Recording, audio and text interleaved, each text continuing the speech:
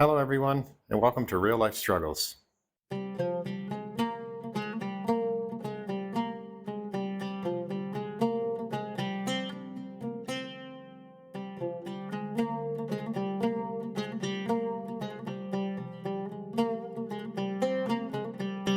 Today, I want to talk about something I struggle with, and I think a lot of other people struggle with also being separated from family and friends and loved ones. First, let me tell my story, and then I'll tell you some things that I found that help and that I think can help you. I moved away from my family and friends in 2012. That was almost 10 years ago. I only planned on being away for 1 year, and then life happened, and I'm still here. I'll tell you some of the things that have happened that I struggled with and that I think other people struggle with also when they're away from people. I have a lot of nieces and nephews, and some of my cousins have kids, and I haven't seen them a lot.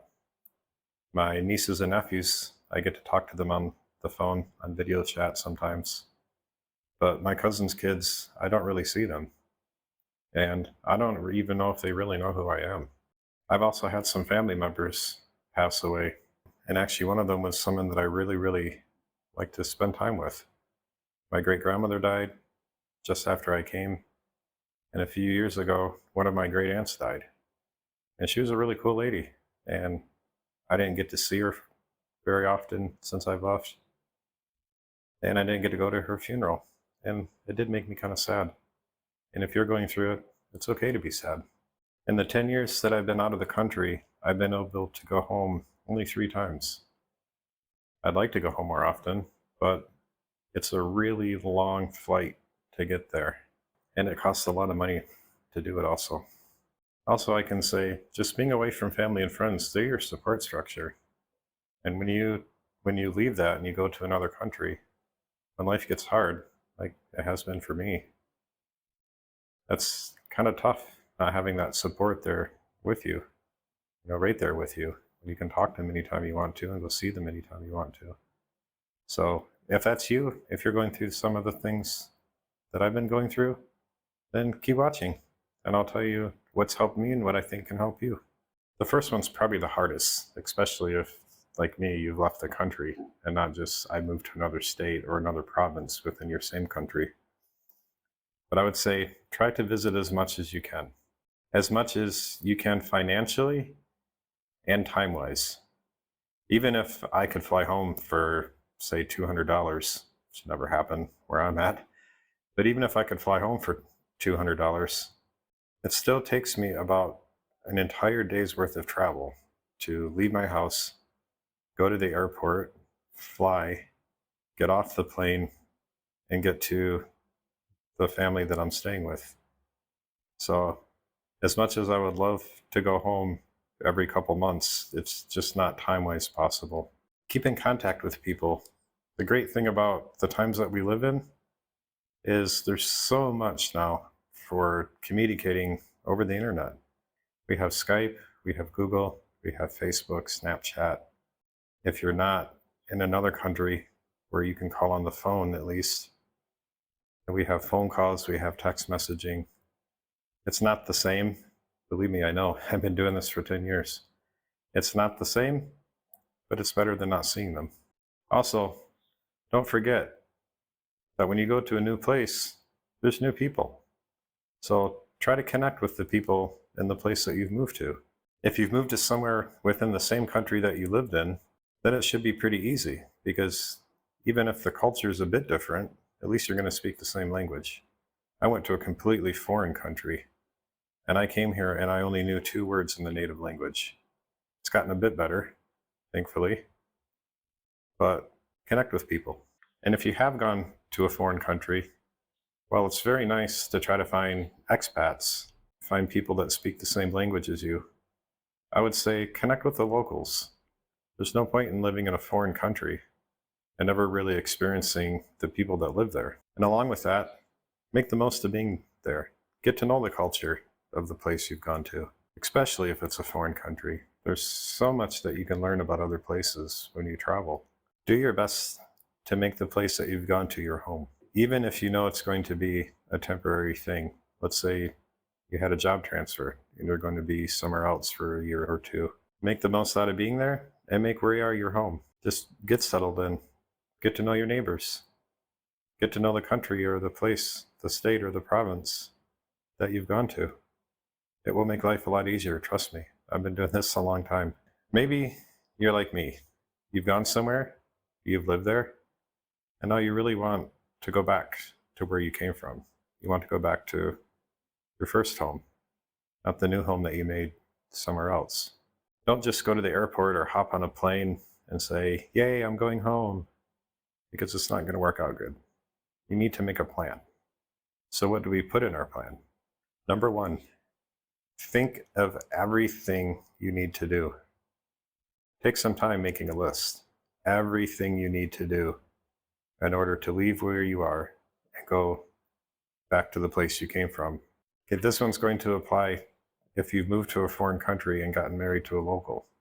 Depending on where you are and where you want to return to, are you going to need a visa? Do you know how long it's going to take? Do you know how much time it's going to take to do it? I would say whatever you think, it's probably going to cost a lot more and take a lot more time. Visas are very complicated. Going along with that, how much is it going to cost to move you and a possible family and whatever things you've gathered that you want to bring back? How much is it going to cost to get that? How much is it going to cost to get everything back, to get everyone back?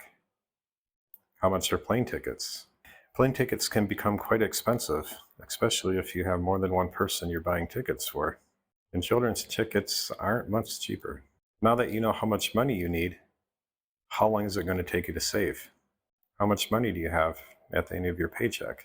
If it's going to take you $5,000 to leave and you can only save $500 a month, then you're either going to be here quite a bit longer or you're going to have to figure out a way to make some more money or to cut your expenses. Going along with that, how are you going to get your things home? If you're in the same country that you were before, probably shouldn't be too hard. You just need a U-Haul, or maybe some friends will pick up trucks to help you get us home. But if you're in a foreign country, international shipping can get quite pricey. So do you need to cut down on things? Do you really need to bring everything back? If you do, make sure you know how much that's going to cost you before you come back. What are you going to do when you get home? How are you going to make money? Who are you going to stay with? Are they okay with you staying with them? Make sure that you have how you're going to get home as part of your plan. And if you're like me, you've moved to a foreign country, you've made the most out of being there, you've learned to appreciate the culture, maybe you've even become a part of that culture. You might be used to doing things the way they do in the place you live, not the way they do things where you're going to. So it might be a bit of a culture shock to return to your home country from a foreign country. I make these videos to try to share some of the things I've struggled with because I know other people have struggled also. So if you're someone that struggled with being away from your family and friends, and you have things that you've done that have helped that I haven't mentioned, feel free to put them in the comments. I'd love to start interacting with the people that watch my videos. And I'd love if other people could help others just like I'm trying to help others. I'd like to end this video with a couple Bible verses. These are some verses that spoke to me relating to being separated from families. All of these verses actually come from the New King James Version. Not that I think it's the best translation or the only translation. I just kind of like the poetic way they write things.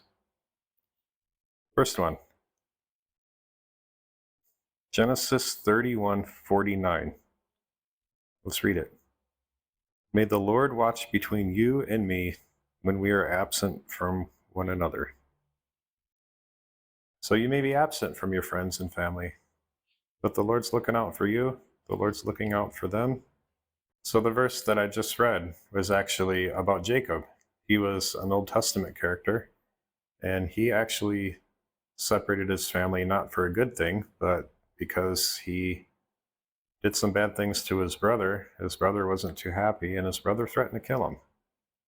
And so he left for about 14, 15 years or more. And the verse I just read you was actually what his uncle told him when he decided it was time for him to go back. And at the time that he left, he didn't actually even know if it was safe to return. He just knew that the place that he was at was not the place he was supposed to be at, and he needed to leave and go back. But even though his uncle was technically cheating him, he still said that to him. Our next verse is Psalm 34:18. The Lord is near to those who have a broken heart, and saves such as have a contrite spirit. It can be heartbreaking to have to leave your family. Some people do it by choice. Some people, they just kind of have to. And if moving away has led to you having a broken heart, just remember, the Lord is still near to you. Last one, Psalm 147:3. He heals the brokenhearted and binds up their wounds. So that one kind of sounds like the last verse. It's the same book. But just remember, if you're brokenhearted, the Lord can heal you. Just want to thank everyone that watched these videos for being a part of my journey. I've had a lot of time making YouTube, but never really in front of the camera. Thank you for joining me in this journey. This isn't the only thing that I've struggled with, so if you want to see some other videos, they're over here. I'd also really like it if you could share the video with people that you think could use it, and hit the subscribe button down at the bottom.